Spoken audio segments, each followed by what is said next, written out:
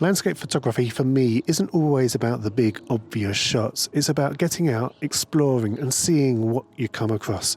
So today I'm heading out on a photography hike along the North Downs Way with no real expectations, just the hope of finding something unique and hoping to find a composition that makes this grey, overcast morning all the more worthwhile. I'd been hoping to start today's photography hike with a nice sunrise.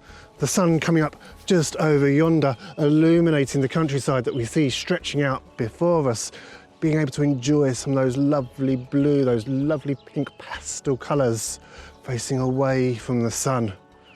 Really would have made a difference to the landscape. Instead, it's quite a dull morning. We've got a little bit of rain in the offing. No matter though, we just work with what we've got. Let's get this photography hike underway.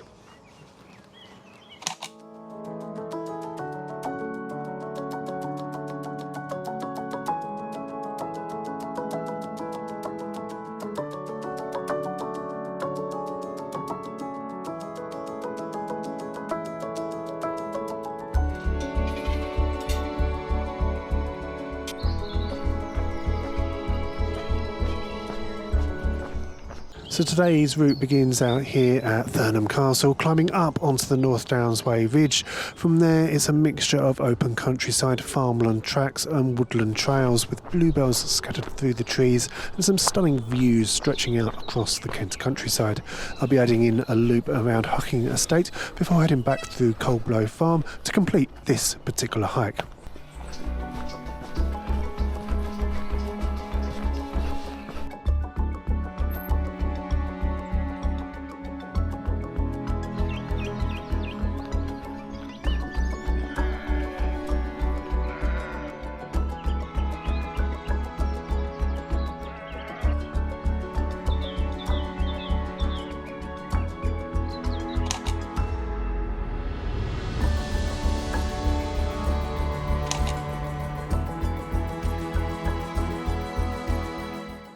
So this rather wet walking route that I find myself on today is what's called the North Downs Way. For those of you not familiar with this region of the southeast of England, the North Downs Way, it's a 153-mile walking route. Starts over in Surrey, ends down on the Kent coast in Dover. Of course, I'm not walking the full 153 miles, I'm just walking a small portion of it. But it incorporates what was once known as well as the Pilgrim's Way. Pilgrims would follow this walking route all the way along to Canterbury and the shrine of Thomas Becket.